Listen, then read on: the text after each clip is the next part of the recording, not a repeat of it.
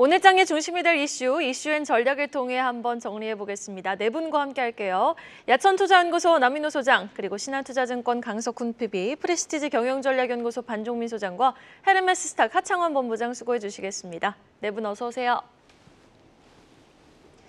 자, 외국인과 함께 돌아온 반도체주 이야기로 오늘의 시간 출발해 보겠습니다. 어제장 외국인이 4거래일 만에 순매수로 전환해주며 양시장 모두 2%대의 급등을 견인했습니다. 오늘 또 하이닉스의 1분기 실적 발표가 예정되어 있는 가운데 시간의 거래에서 메타와 IBM이 급락하고 있는데요. 자, 어제 반등의 시동을 제대로 좀 걸어준 반도체주들이었는데 오늘도 그 질주의 지속성을 보여줄 수 있을지 남인호 소장님 어떻게 보세요? 네, 기대를 해봅니다. 미국 시장 마이너스로 마감됐습니다만 필라델피아 반도체는 1%가 올랐습니다. 그래서 너무 크게 우려하지 않으셔도 좋지 않을까 싶습니다. 여러분, 제가 오늘 좀 다른 각도에서 설명 한번 드리고 있습니다. 여러분들 가끔 병원 가시죠. 내과는 왜 갑니까? 심장 혈관이라든가 이런 부분 아프셔서 갑니다. 정형외과는 왜 갑니까? 뼈를 다치실 때 갑니다. 또 이비인후과나 안과 왜 갑니까? 눈이나 코, 귀를 아플 때 갑니다. 자, 그러면 직접적인 질문 드립니다. 외국인 투자가들이 대한민국에 왜 주식을 투자하겠습니까? 답을 명확히 알려드리겠습니다. 그들은 반도체와 자동차 사기 위해서 한국에 투자하는 겁니다. 외국인 투자가들이 신약 개발, 신물질 개발, 이 인류상 최초의 물질 개발, 이거 투자하려고 한국에 투자하는 게 아닙니다. 결론은 뭡니까? 외국인 투자가들은 800조 원의 주식을 투자하면서 그중에 절반 이상, 400조 이상을 바로 반도체와 자동차에 투자하고 있다. 이걸 말씀드리겠습니다. 그저께까지 우리 지수 마이너스 보이다가 어제 매우 좋은 반등 보였죠. 그 맥이 뭡니까? 바로 한국에서 반도체 그리고 자동차를 추가로 내가 더 사야 되겠다. 바로 그겁니다. 저는 우리 머니플러스 시간에 여러 번 강조드렸죠. 벌써 6개월이 넘었습니다. 여러분 계좌에서 반도체 30%, 자동차 20%가 없으면 결국 이번 상승장이 마감될 내년 정도에 결코 여러분들은 남들보다 큰 수익을 보기 힘듭니다. 다시 강조합니다. 오르고 내리고 사고 안 사고가 중요한 게 아니고 여러분들 계좌에 반드시 삼성전자, 하이닉스, 현대차, 기아 이 4개 종목을 축으로 하는 반도체와 자동차를 꼭 포트폴리오에 넣으시면 좋겠습니다. 네, 계속해서 어제 반도체주와 함께 지수 상승을 이끈 2차 전지주 얘기로 이어가 보도록 하겠습니다. 테슬라의 저가 전기차 출시 소식이 어제 국내 2차 전지주 훈풍으로 이어졌죠. 저가차가 이게 모델 2가 될지 뭘지 확정은 안 됐습니다. 모델 2로 추정은 됩니다만. 증권가에서는 4분기 실적 반등 내다보고 있는 가운데 오늘 주요 2차 전지주들의 1분기 실적 발표 잠시 후부터 줄줄이 나옵니다. 2차 전지주 현 시점에서 매수 관점 유효합니까, 관 소장님? 예, 저 여기 있습니다. 예. 이게 유효하다라고 볼 수 있는데요. 여기에서 중장기적 관점으로 계속 좀 분할 매매 관점으로 진행을 하면은 굉장히 좀 중요한 포인트가 되지 않을까라는 말씀드리는데 이게 지금 내년에 이제 테슬라 그 저가형 전기차 모델 2에 대해서 출시 예정 소식이 나오면서 전일 이제 지수의 상승도 좀 이끌었긴 했지만 오늘도 테슬라가 12% 이상 상승을 했습니다. 그렇다 보니까는 2차 전지 관련된 종목들의 경우에는 오늘도 일시적으로 좀 좋을 가능성이 있지 않을까라고 좀 판단하고 있고요. 특히 이제 그 제너럴 모터스, 그러니까 GM에서도 전기차 부문의 수익성 개선 가능성을 좀 언급을 하면서 대체적으로 기존의 좀 그 업황에 대한 분위기가 좋지 못했던 2차 전지의 일시적인 좀 긍정적인 흐름들을 좀 보여주고 있다라는 말씀드리겠습니다. 그래서 지금 전 거래일 때는 포스코 퓨처엠이든 포스코 홀딩스, 에코프로 BM, LG 에너지 솔루션 관련된 종목들이 계속 좀 상승을 했는데 이러한 흐름들이 좀 더 이어질 가능성이 있지 않을까 보고 있고요. 그렇게 되면은 이게 지금 만약에 모델 2가 성공하게 된다 하면은 그 실적 회복 시기가 굉장히 좀 빨라질 수 있다라는 예측이 좀 나오고 있기 때문에 오히려 지금은 안 좋다 했을 때 매수 관점으로 좀 유효하지 않나라고 좀 생각이 들고 있습니다. 그러면 여기에서 지금 그 확인을 해봐야 될 것이 뭐가 있냐면은 전년 동기 대비 실적을 확인하는 것은 저는 그렇게 크게 의미가 있다라고 생각이 들지 않고 있고 전 분기 대비의 매출과 영업이익이 상승하고 있는지 그것을 반드시 좀 체크를 해볼 필요가 있지 않을까라고 보고 있거든요. 만약에 상승을 하게 된다 하면은 결국은 업황에 대해서 저점에서 지금 올라오는 포인트가 될 수 있기 때문에 그렇게 된다 한다면 2차 전지의 경우에는 포트에 넣으실 필요가 충분히 있지 않을까라는 말씀드립니다. 그래서 전체적으로 오늘 실적에 대한 기대감이 좀 상당히 포함이 되어 있기 때문에 포스코 퓨처엠과 포스코 홀딩스의 경우에는 실적을 굉장히 좀 지켜봐야 되지 않을까라는 말씀을 드리겠고, 금일 2차 전지 이슈가 굉장히 좀 많습니다. 그래서 실적에 대한 기대감도 있긴 하지만 에코프로 변경 상장에 대한 그 내용들이 좀 있기 때문에 오늘 좀 거래가 제기되기 때문에 여기에 따른 수급적인 형태도 좀 같이 체크를 해봐야 되지 않을까 볼 수 있을 것 같고, 일단 지금 주식 수량이 많아지기 때문에 그러면 약간 무거울 수 있다는 점을 생각을 했을 때 신규 접근으로 무조건 들어가시는 것이 아니라 좀 한 타이밍 기다렸다가 체크를 하시는 것도 괜찮지 않을까라는 말씀드립니다. 결국은요. 지금 오늘 그 포스코 홀딩스와 포스코 퓨처엠에 대해서 실적이 전 분기 대비 좋았다 하면은 긍정적인 포인트로 잡고 접근을 해봐도 늦진 않을 것 같다라는 말씀드리겠습니다. 그런데 사실 리튬 가격이 개선되는 여부도 좀 우리가 확인해봐야 되겠고 체크 포인트는 많잖아요. 지금 여름부터 고생하신 2차 전지 주주분들 너무 많으시단 말이에요. 그럼 지금의 반등을 오히려 리스크 관리 관점으로 삼아본 다음에 지금 살 종목이 너무 많으니까 저PBR이라든지 뭐 고환율에 따른 수혜도 있고 차라리 그런 부분에서 조금 더 수익률을 올리고 지금은 2차 전지 쪽은 리스크 관리하는 게 맞는 게 아닌가요? 리스크 관리도 중요하긴 합니다만 오히려 지금은 저는 안 좋다고 했을 때 조금씩 모아가는 전략이 필요하지 않을까 보고 있고요. 제 개인적인 생각인데요. 이게 작년에 반도체와 지금 2차 전지 흐름들이 비슷하게 흘러가고 있습니다. 그렇다 보니까는 이 점에 포인트를 잡고 중장기적 관점으로 좀 모아가시는 것도 필요하지 않을까라는 말씀드립니다. 턴어라운드는 거의 한 것 같죠? 할 것으로 보고 계시나요? 일단 지금 포스코 퓨처엠과 포스코 홀딩스는 긍정적인데 아직까지 셀업체의 경우에 좀 더 지켜봐야 되지 않을까라는 말씀드립니다. 그래서 네. 4분기 대비 이제 1분기 실적 어떻게 나오는지를 보라 이렇게 얘기를 하셨네요. 오늘 LG엔솔과 포스코 홀딩스, 포스코 퓨처엠이 실적을 발표합니다. 전 분기 대비 개선되었을 경우 매수 관점 유효하다라는 전략 제시해 주셨으니까요. 1분기 매출 영업이익 꼼꼼히 체크해 보시면 좋겠습니다. 실적 이야기 계속 이어가 보죠. 삼성바이오로직스가 1분기 기준 역대 최대 실적을 달성했습니다. 초격차 경쟁력에 고환율 수혜까지 더해지면서 올 연 매출 4조 원을 넘길 것이란 전망에 힘이 실리고 있는데요. 주가 전망 하창원 본부장님 어떻게 보세요? 네, 일단 긍정적으로 보고 있는 상황입니다. 사실 이제 국내 바이오 기업들 중에서 가장 우리가 중기적인 관점으로 그리고 조금 편안하게 분할 매수하시기에 정말 좋은 종목이지 않을까라고 생각을 하고 있거든요. 사실상 바이오 같은 경우는 뭐 신약 개발이나 이런 쪽으로 접근을 한다라고 한다면 어떠한 이벤트에 따라서 주가의 변동성이 너무나도 커지는 상황이 좀 확대가 되고 있는데 이 CDMO 관련된 산업군들 같은 경우는 이런 신약이라든지 뭐 바이오 시밀러에 대한 이런 개선 흐름들이 나왔을 때 추가적으로 수요가 늘어나는 국면으로 가고 있고요. 특히나 최근에 이제 ADC 제형 플랫폼 관련된 부분에서도 사업이 진출이 되고 있기 때문에 이런 CDMO 쪽에 대한 사업 여력은 굉장히 좀 긍정적이다라고 보시면 좋을 것 같습니다. 그리고 뭐 직접적인 수혜 흐름들을 보긴 봐야 되겠지만 어쨌든 미중 갈등에 따른 이런 이제 CDMO 쪽에 대한 규제도 계속적으로 진행이 될 확률이 높기 때문에 거기에 따른 뭐 반사 수혜 얘기들도 나올 수가 있겠죠. 이게 실질적으로 수혜를 얼마나 받느냐도 당연히 중요하겠지만 일단 심리적인 긍정적인 흐름이 만들어 나가는 것도 상당히 좀 중요하겠다라고 보시면 좋을 것 같습니다. 그래서 바이오 산업들이 성장을 하게 됐을 때 이제 반도체 쪽에서 왜 TSMC에 대한 이런 중요도가 부각이 되느냐와 비슷한 국면으로 CDMO 쪽 같은 경우도 이런 보안이라든지 이런 흐름들이 상당히 중요하다라는 점, 또 4공장 가동을 진행을 하면서 이제 5공장부터 8공장까지의 기대감이 높아지고 있다라는 점, 그리고 글로벌 피어 그룹들이 좀 힘들었을 때 오히려 삼성바이오로직스 혼자 실적이 치고 나갔었던 이런 전례를 본다라고 한다면 충분히 좀 긍정적으로 볼 수 있고요. 앞으로의 전망들도 상당히 저는 긍정적으로 보셔도 괜찮지 않을까라고 정리를 드리겠습니다. 네, 미중 갈등에 따른 수혜까지 특히 인천 송도에 이제 1, 2, 3, 4공장이 있죠. 4공장이 가장 최신 공장인데 거기 가동률이 높아지고 있는 수혜까지 입을 수 있다. 삼성바이오로직스 호재가 많다. 그런 얘기까지 설명을 들었습니다. 주가도 실적처럼 우상향 흐름 그려주기를 기대해 보겠습니다. 이번에는 엔터주 소식 짚겠습니다. 하이브 주가가 경영권 갈등으로 급락하면서 엔터주 전반적으로 흐름이 지지부진합니다. 개인은 오히려 이를 저가 매수 기회로 삼는 모양새인데요. 추가 하락 가능성이 열려있는 만큼 손해가 커질 위험도 염두에 둬야 할 것 같은데 엔터주 대응 전략은 강석훈 PB가 전해주시겠습니다. 예, 최근 하이브와 미니진 간의 갈등이 불거지기 전인 이제 19일 대비해서 이 하이브의 주가는 대략 마이너스 8.5% 가량 떨어졌습니다. 하이브의 급락에 따라서 이 기관이라든지 외국인은 매도를 했지만은 개인이 1,000억 가량 매수를 들어가면서 굉장히 많이 매수했다고 할 수 있겠는데요.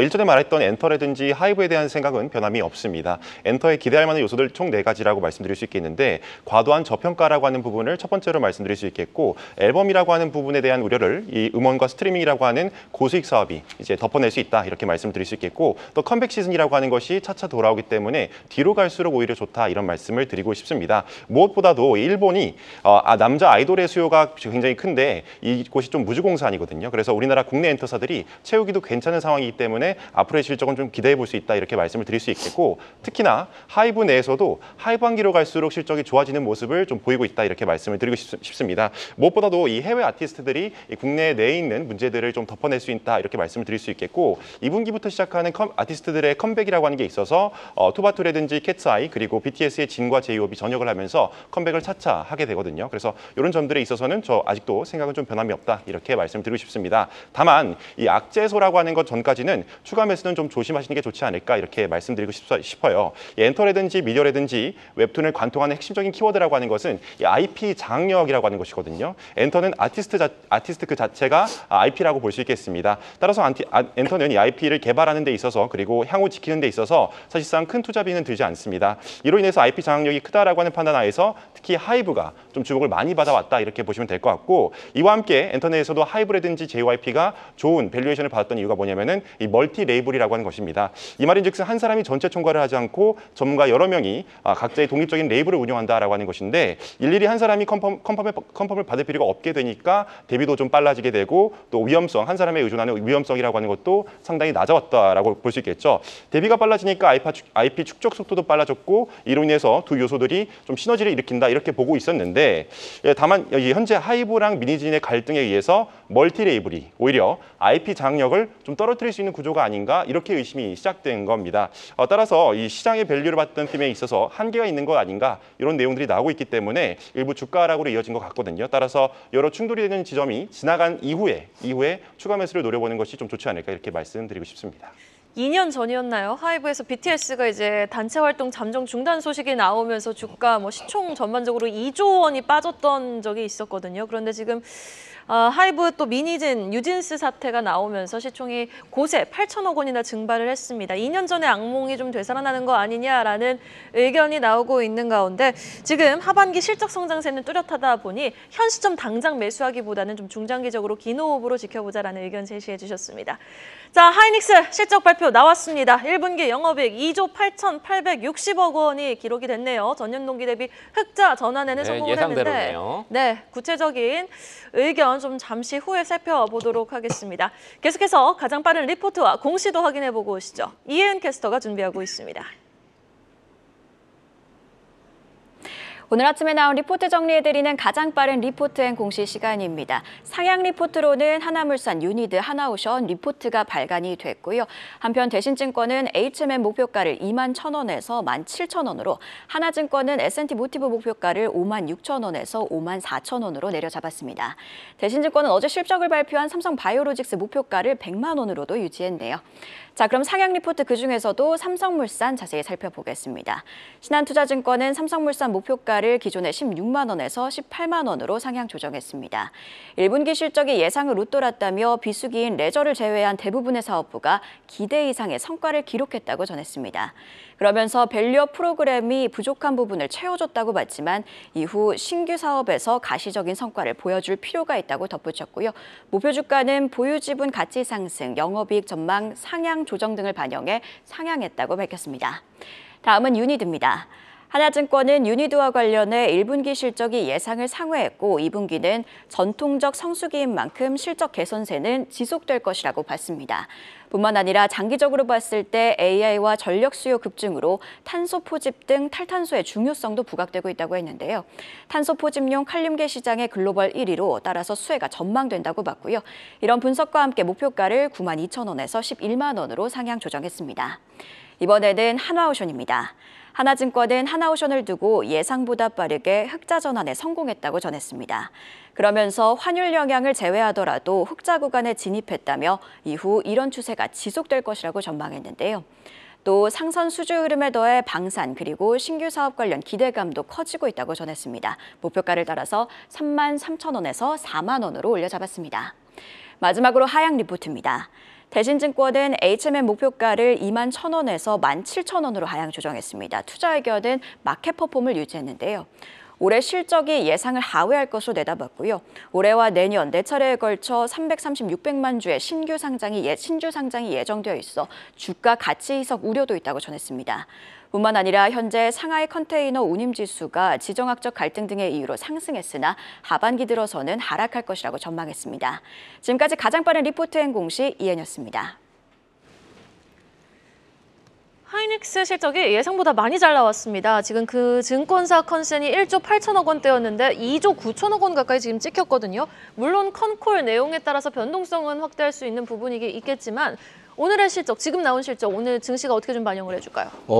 아마 장 초반에 좀 크게 상승을 할 것 같은데 여기에서 이제 뭐 피크아웃 우려 얘기도 나올 가능성이 있기는 하지만 저는 그렇게 크게 우려될 부분들은 아니라고 보고 있고 지금 전 분기를 좀 살펴보니까 영업이익이 734% 상승을 했더라고요. 그렇다면은 여기에 대해서 지금 계속 분기 실적이 계속 좀 잡히는 흔들을 봤을 때는 오히려 2분기 실적도 굉장히 좀 기대를 해볼 수 있지 않을까라고 보고 있어서 오히려 SK하이닉스에 대한 주가 흐름들이 좀 더 좋아질 수 있겠다라는 말씀을 드리겠습니다. 그런데 지금 나스닥 선물은 1% 넘게 빠지고 있거든요. 이에 대한 영향은 좀 제한적일까요? 제한적일 수 있지 않을까라는 말씀을 드릴 수 있을 것 같습니다. 네, 알겠습니다. 바로 다음 소식 넘어가 보죠. 이번엔 최근 미중 갈등 수혜주로 부각받고 있는 조선업황에 포커스를 맞춰보겠습니다. 어제 한화엔진 호실적을 발표하면서 주가 7% 넘게 급등했는데요. 오늘과 내일 각각 실적을 공개하는 HD한국조선해양과 삼성중공업에도 호실적을 예고하고 있는 상황입니다. 그럼에도 조선주들은 중국과의 기술 격차가 좁혀지고 있어 긴장의 끈을 놓지는 못하고 있다고 하는데 관련 내용 남인호 소장님께 자세히 들어보죠. 네, 그렇습니다. 우리 대한민국의 조선 3사, 우리가 한국조선해양 그리고 하나오션, 삼성중공업을 꼽을 수 있겠죠. 대한민국 1위 조선업체는 뭡니까? 전 세계 1위 조선업체입니다. 기술력 모든 면에서 가장 앞섭니다. 그럼에도 불구하고 왜 최근에 조선 3사의 주가 상승이라든가 걱정이 점차 커집니까? 바로 이생크 말씀대로 중국 때문입니다.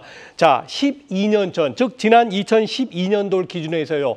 우리 한국의 조선업 기술하고요. 중국의 조선업 기술은 그 기술 격차가 6.8년, 거의 7년 가까이 났답니다. 아무리 중국이 열심히 해도 우리 한국 배의 기술력에 못 미친다는 뜻이죠. 그런데 불과 8년 전에 2016년도에는 그 기술 격차 차가 6년에서 3년으로 줄었고요. 재작년 2020년도에는요. 그 차이가 1년밖에 안 됩니다. 안타까운 소식이지만 작년 말 기준 최근엔요. 대한민국에서 만든 조선과 중국에서 만든 조선의 기술차 별로 없다 이렇게 평가받고 있습니다. 그러니 우리 조선 3사가 그동안에 우리가 독보적으로 신기술이라든가 부가가치 높은 배는 우리한테 줬는데 이제 외국에서 어떻게 하겠습니까? 가만히 보니까 배값 기술력은 한국이 앞서지만 배값이 중국이 싸잖아. 인력이 많잖아. 그럼 우리 저리 갈까? 이런 우리가 커지는 것입니다. 자, 여기서 우리가 어떻게 해야지 다시 중국을 이기고 세계 1위로 갈 수 있냐? 세 가지로 압축할 수 있겠습니다. 1번, 고급 기술 인력이 있어야 됩니다. 이 배는 최근에는 아주 고부가 가치고 첨단 기술이거든요. 그래서 정부의 R&D 지원이 절대 필요하고요. 다음 두 번째, 생산 인력이 확충돼야 됩니다. 우리는 5천만, 중국은 15억 아닙니까? 그러니까 우리는 국내위를 따지지 말고 외국에서 우리 조선의 근로자들 오시면은 그걸 쉽게 우리가 채용할 수 있도록 범법자만 아니면 바로 채용할 수 있도록 법이 개선돼야 되고요. 마지막으로 법 제도가 개선돼야 됩니다. 이게 무슨 말이냐? 최근에는 자율조선이 많거든요. 조종하지 않고 운전자가 없이도 갈 수 있는 배가 많기 때문에 법 개정이 필요합니다. 이 세 가지 부분이 빨리 완성이 돼서 대한민국과 중국의 기술 격차가 다시 커지기를 바라겠습니다. 이제 주가 부분 잠깐 얘기하겠습니다. 한국조선해양이 12만 9천 원, 하나오션이 3만 4천 원, 9만 6천 원, 삼성중공업이죠. 이 3사가 바닥에서는 올라왔습니다. 그러나 제가 기대하는 목표치까지는 아직도 갈 길이 멀다. 그래서 금년 그리고 내년까지는 조선업종에 대한 포트폴리오 꼭 여러분들 계좌에서 10%는 가지고 계셔야 된다. 정리 드리겠습니다. 네, 최근 들어서 상승세를 이어가고 있는 조선 업황의 전망까지 들어봤습니다. 이번에는 오랜만에 반등에 성공하고 있는 태양광주 얘기를 들어보겠습니다. 바이든 행정부의 보조금 소식과 함께 샘 올트먼 오픈AI CEO의 투자까지 다양한 글로벌 모멘텀들이 더해지면서 소외됐던 태양광 관련주들이 일제히 급등하고 있습니다. 단기 상승에 멈출 것인지 아니면 추세적 상승으로 이어질 것인지 반 소장은 어떻게 보세요? 일단 좀 더 흐름을 체크를 해봐야 될 것 같습니다. 그래서 이벤트가 굉장히 좀 좋고 기존에 안 좋았던 내용들에 대해서 워낙 이제 좋은 내용들이 많이 나왔다 보니까 여기에서 기조를 계속 좀 이어갈지가 제일 중요한데 좀 몇 가지 포인트가 있기 때문에 이 점을 좀 참고를 하셔야 될 것 같습니다. 먼저 이제 긍정적인 포인트에 대해서는 바이든이 이제 뭐 주거용 태양광 프로젝트에 대해서 70억 달러의 보조금 지급에 대한 내용들도 나왔고 심지어는 BNEF라고 해서 블룸버스 그 신에너지 파이낸스라고 있거든요. 여기에 대해서도 태양광 설치량이 전년 동기 대비 76% 증가할 것으로 좀 전망이 되고 있습니다. 그래서 여기에 대한 긍정적인 포인트도 있는데 심지어 지금 미국과 EU의 중국산 태양광 관세 부과에 따라 이제 반사수의 기대감도 지금 나와 있긴 하거든요. 그래서 이게 지금 뭐 미국의 경우에는 6월부터 동남아를 거쳐서 수입하는 중국 물량에 대해서는 저는 깜짝 놀랐습니다. 254%의 반덤핑 관세를 부과할 예정이다라고 좀 내용이 나와 있고 이게 핵심인 것 같아요. 예, 그렇습니다. 그리고 EU에 대해서는 지금 7월부터 중국산 케이블과 태양광 패널에 대해서 수입 제한 조치를 할 계획이라고 밝혔고요. 그리고 여기에 대해서 추가적으로 우리나라 그 태양광 에너지 관련된 기업들이 좀 주목을 할 수 있는 게 오픈AI CEO 올트먼이 태양광 스타트업에 투자를 했다는 것에 대해서도 어느 정도의 좀 기대감이 좀 형성이 되어 있지 않나라고 보고 있습니다.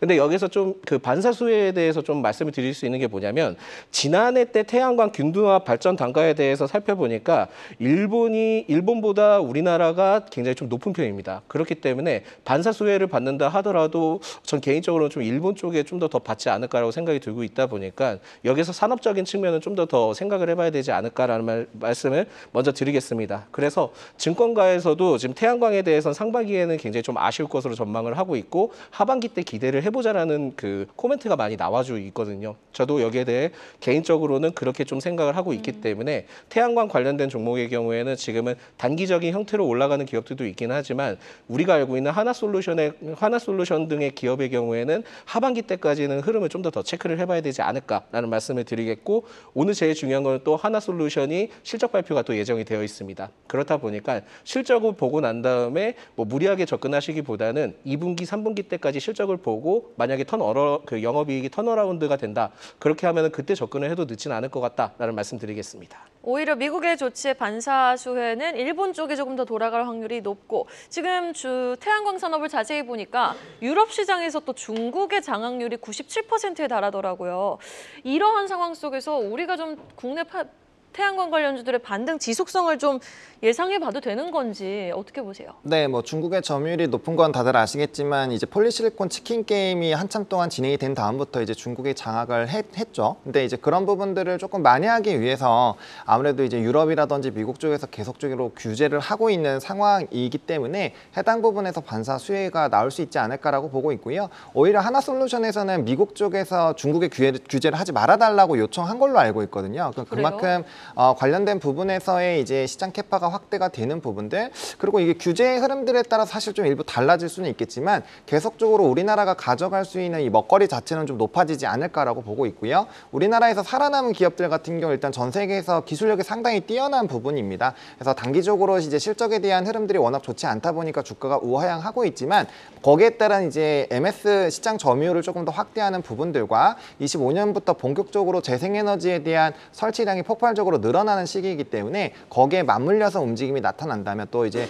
바이든에서 괜히 70억 달러 주거용에 대한 태양광 부분에 대한 언급이 나온 게 아니거든요. 그래서 주거용 부분으로까지 좀 확대가 된다라고 한다면 관련된 수요단에서 굉장히 큰 폭으로 성장이 나올 거고 또 뭐 이제 일부 기업들 같은 경우 미국발 공장을 계속 증설을 하고 있기 때문에 해당 부분에서의 수요는 충분히 나타날 수 있지 않을까라고 생각을 하고 있습니다.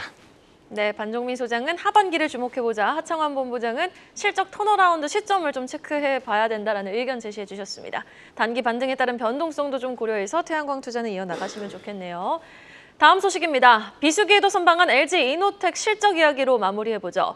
애플의 의존도가 아무래도 높다 보니 아이폰 판매가 적은 1분기는 LG이노텍의 계절적 비수기로 꼽혔는데요. 올해는 달랐습니다. 환율 효과와 더불어 고부가 제품 영향을 톡톡히 보며 시장 전망치를 웃도는 어닝 서프라이즈를 기록했습니다. 향후 주가 상승을 위해서 고려해야 할 모멘텀 또 뭐가 있을까요? 강석훈 PB님. 고려해야 될 기업의 모멘텀이라고 한다면 대표적으로 두 가지를 말씀드릴 수 있을 것 같습니다. 첫 번째는 자율주행 쪽 카메라 모듈이 앞으로 성장할 것이다 이렇게 말씀드리고 싶습니다. 물론 매출 비중이 굉장히 작은 것은 사실입니다. 다만 작년 말 이 테슬라 사이버 트럭 카메라 모듈이라고 하는 것을 전량 공급한다라는 소식이 전해졌거든요. 애초에 수량 자체는 많지는 않지만은 이 업체 선정 과정에서 공장끼리의 인접성이 중요하기 때문에 이 멕시코 공장 이 LG 이노텍의 멕시코 공장이라고 하는 것이 테슬라의 오스틴 공장과 굉장히 가깝거든요. 그래서 앞으로의 수주도 이쪽에서 계속 나올 것이고 테슬라의 이 사이버 트럭의 공급량 자체를 앞으로도 계속 키우겠다는 얘기가 나오고 있기 때문에 요거에 맞춰서 계속해서 납품도 많아지지 않을까 이렇게 말씀드릴 수 있겠습니다. 그리고 두 번째가 뭐냐면은 애플의 개발자 회의라고 하는 게 6월에 예정되어 있습니다. 이때 만약 온디바이스 AI라고 하는 것을 폰에 반영하겠다라고 하는 내용이 나오게 된다라고 한다면은 폰에 대한 수요가 많아질 수밖에 없겠죠. 이와 함께 매출의 대다수가 애플 발이다 보니까 수혜를 좀 기대하고 있다는 측면에서 긍정적으로 바라보고 있습니다. 네, 지금 시간 8시 22분 지나고 있습니다. 지금 정기장 개장 전에 한 38분 정도 남아 있습니다. 오늘 장 개장 전에 체크해야 될 포인트 어떤 것들이 있는지 하청원 본부장이 전해주시겠습니다. 네, 국내 주요 기업들의 실적 발표가 있습니다. 일단 하이닉스 같은 경우는 낸드 부분에서 ASP가 무려 30%나 상승이 나왔고 영업이익률이나 에비타 같은 경우도 QOQ로 보면 70%, YOY로 보면 3,000% 이상 증가를 했거든요. 그래서 낸드 부분에서 일단 좀 굉장히 좋은 흐름들이 있었고요. 전거래일에도 이제 캐펙스 투자에 대한 얘기가 있었는데 그 부분을 좀 지속적으로 확대가 된다라는 점, 그리고 이제 하반기 신제품에 따른 AI 수요에 대한 증가들, 이런 굉장히 좋은 내용들이 많이 있기 때문에 지금 당장의 피크아웃을 논하기엔 조금 어렵지 않을까. 그리고 관세청의 수출 데이터를 보게 되더라도 이제 11월을 기점으로 흑자 전환해서 계속적으로 성장폭이 좋아지고 있는 부분들, 또 4월 1일부터 20일 데이터를 보시더라도 40% 이상의 성장이 나오고 있거든요. 그래서 이러한 기조가 좀 유지가 되지 않을까라고 보고 있고요. 기타 2차 전지나 조선 쪽 시장을 최근에 주도하고 있고 관세청의 수출 데이터가 상당히 좋아지고 있는 산업군들의 실적 발표들이 나오기 때문에 거기에 따른 희비교차는 상당히 나올 수 있겠다라고 보시면 좋을 것 같습니다. 다만 전거래일에 우리나라 반도체 기업들이 워낙 좀 훈풍이 있었기 때문에 거기에 따른 일부 되돌림 현상들은 좀 나타날 수가 있어요. 근데 예상치보다 워낙 높게 나왔다는 점 부분과 최근에 이제 증권사에서의 컨센서스 영업이익이 계속적으로 높아졌다라는 부분에서의 힘겨루기가 일부 있을 것 같고요. 그런 부분에서 봤을 때 오늘 같은 경우는 외국인 선물의 포지션이 굉장히 중요하지 않을까라고 보고 있습니다. 최근에 이제 앞에서도 말씀을 잘 해주신 것처럼 외국인의 수급 자체가 특히나 지금은 반도체 쪽으로 많이 치중이 되어 있는 상황이고, 그게 현물에 따른 기관 매수와 외국인 현물이 같이 따라오는 이런 흐름들이 나타나고 있기 때문에 선물의 방향성이 오늘의 핵심 키가 되지 않을까라고 보고 있고요. 또 이제 미국 기술주들에서 일단은 메타가 시간에서 15% 이상 하락을 했기 때문에 그러한 부분들이 일부 조금 반영이 될 수도 있고요. 미국 국채 수익률 자체도 2년물, 10년물, 20년물, 30년물 모두 다 좀 높아졌기 때문에 해당 부분에서의 좀 이런 금리 인하 부분들도 기술주와의 이런 수급 경쟁이 나올 수가 있어서 결국에는 외국인 선물을 포지션으로 해서 어떠한 좀 수급적인 기조가 나타나는지가 오늘 시장의 방향성을 잡을 수 있기 때문에 이 부분 꼭 주시해서 보실 필요가 있겠다라고 정리 드리겠습니다. 자, 그러면 마지막 딱 한 질문만 더 드려볼게요. 반도체 이렇게 지금 D램 쪽에서 YOY 전년 동기 대비 3,000% 늘어난 매출을 찍었다면은 오늘 고사양 HBM 쪽과 레거시 반도체 기존 전통주들이 함께 같이 잘 오를까요? 일단은 저는 HBM 쪽으로 좀 먼저 중심이 되지 않을까 싶습니다. 왜냐하면 수요 회복의 주 요인이 AI에 대한 이런 확대 부분들, 그리고 고용량 낸드와 이제 SSD 관련된 부분들에 좀 주목이 되고 있기 때문에 관련된 종목군들 위주로 먼저 보시는 게 맞을 것 같습니다. 네, 알겠습니다. 이렇게 네 분과 이야기 나눠봤습니다. 지금까지 남인호 소장, 강석훈 PB, 그리고 반종민 소장과 하창원 본부장이었습니다. 말씀 고맙습니다. 계속해서 다양한 경제 이슈를 알고 싶다면 구독과 좋아요, 알림 설정 부탁드립니다. AI 캐스터 권미정이었습니다.